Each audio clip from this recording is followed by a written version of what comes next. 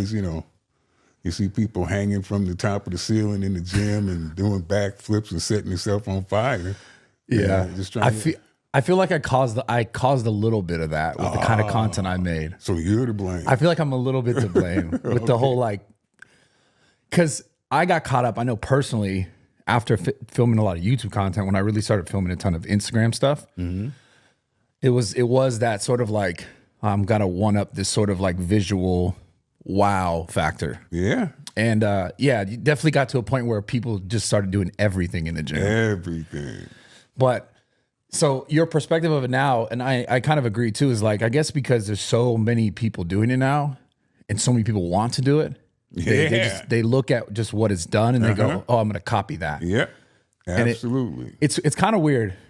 It's kind of weird. Yeah, it is, what I think is allowable and what is frowned on by the powers that be is totally ridiculous. I'll get a message from Instagram saying, if you do this again, we're going to kick you off Instagram. And all I'm saying is, and then I'll look at, and people got the crack of their on, but they're squatting on a couch and doing all kind of weird. But if I use profanity, which I've been doing ever since I've been on social media, they threaten to kick me off. Yeah, it's definitely changed. I mean, I made a comment, I don't know how many months ago on a UFC video where a guy was fighting someone, and I wrote animal, like he's an animal because he was fighting, right? And I got some like restriction because I wrote animal, and I even was like reviewing it. And I was like, this is not even a bad thing.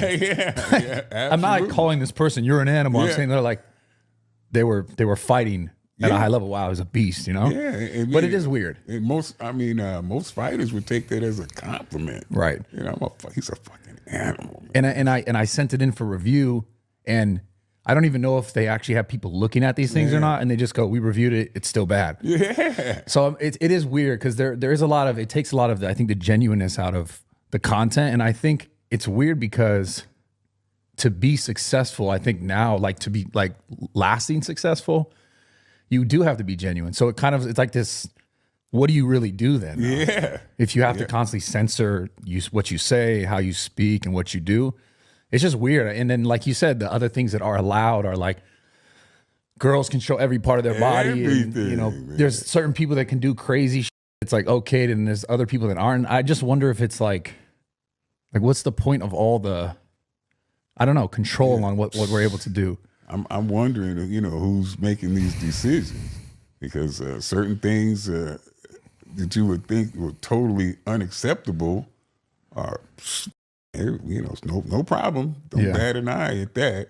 How do you think it's affecting like people, right? Because at the end of the day, like you grew up in a completely different generation than I grew up in.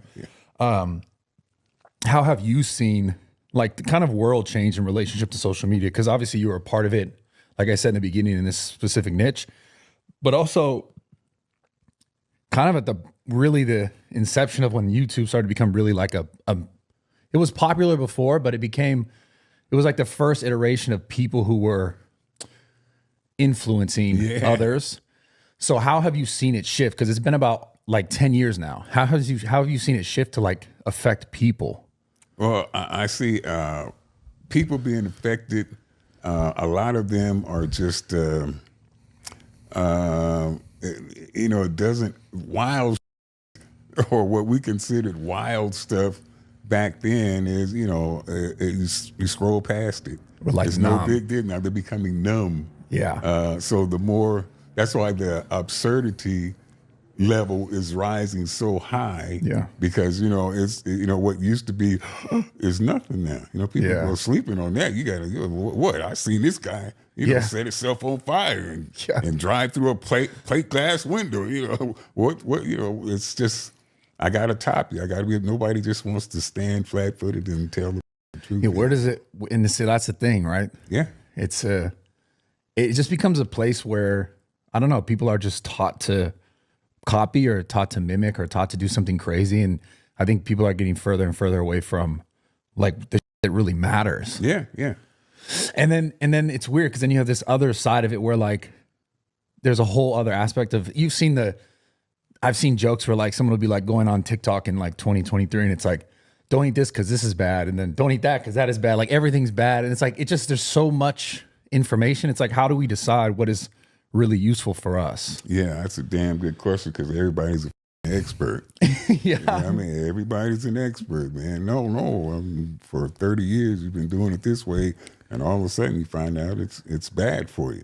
Don't do behind the neck presses because they'll shoulders. I think they work. I love them. Yeah. And you know what? I have the audacity to not give a damn if an expert said that they're bad for you because, like I said, I've been doing them 50 years and I love them. I'm still going to do them. And that's what people need to do. If you like something, you can't be so easily swayed by the popular decision of the day. Yeah. Why do you think that's so easy though for people? I think people just like to follow. I feel like yeah. Oh wow. Well, he sounds intelligent. Yeah. He must know what he's talking about. Yeah. That sounds feasible to me. Yeah. What are some of the biggest misconceptions you think there are in the fitness industry right now? Wow. Biggest misconceptions I think right now is that everybody, can be an influencer. And everybody, has what it takes to be Bradley Martin. And that's bullshit. Everybody doesn't have what it takes to be Bradley Martin. And if there's so many people, and I'm sure you get the same thing that hits you up every day on the day, man, if I could just get in front of the people, if you could just help me get exposed to the people, if they could just see me, Bradley, I would be, I could make it, man. I want to do what you do. And if if you could just put me out there. Yeah. And ladies and gentlemen, boys and girls, it ain't so. It ain't true. It is not true. Everybody can't do it.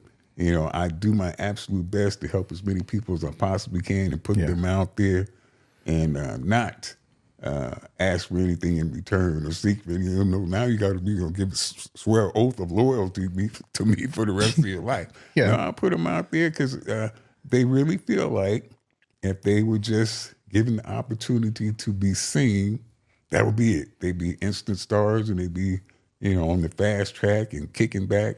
And have a beautiful home like Bradley Martin. And, eating cake and ice cream every day, man. Why do you think it's not that simple? Definitely not that simple. People have a detector built in. And if you're full of shit, people are going to know it. They'll be able to spot it. They can tell you if you have no authenticity, no realness, and you're just a copycat. They say that imitation is the purest form of flattery. Bull. I think it's the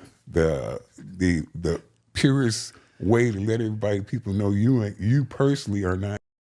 Yeah, I love it. I personally don't have a thing about me that people would want to see, but I can imitate the out of this guy over here. Yeah. And, maybe they'll, but me personally, I don't got going on. Yeah. But I'm going to imitate the out of Bradley Martin and, maybe you'll like me because you like him.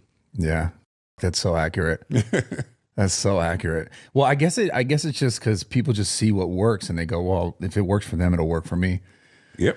But the thing in it all is always the same concept where it's like the person who it's working for, likely they're not doing it just so it's working. It's doing it because like that's just who they are. Absolutely. I mean, hey, CT, when I remember when they first came to the gym and told me that I went viral.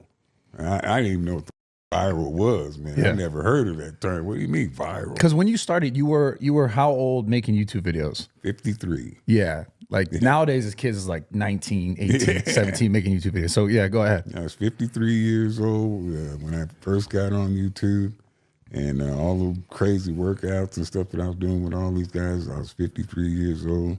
Definitely not an overnight success. Yeah. It's just people. How did you do it? Hell, I don't know. I told them during the first video I ever made, hey, if you don't like what I'm saying, turn the mic off. I don't give. Yeah, you're just real. Yeah, I meant it. I had no idea you could make a nickel on YouTube. I didn't even know what YouTube was. Yeah. So I was just being myself. And when he said you went viral, CT, I'm like, is that a good thing? And when he said, hey, you could possibly make some money, I'm like, it is a good thing. Yeah. So what was the very first thing you went viral with? Was the I Command You to Grow? No, it was the strongest man you never heard of. Oh, Yeah, strongest man you never heard of. and so let's because we talked about this before, but you know it's obviously been some time since then. Let's talk about your come up, like your story, like where you were. I know you're born in Compton. I was Raised in Compton. Yes, raised in Compton, born in Arkansas. Yeah. Yeah. And so when you moved out here, what was your life like? It was totally different because when I was a very very small when I came over from Arkansas with my mom, me and my brother we came on the bus.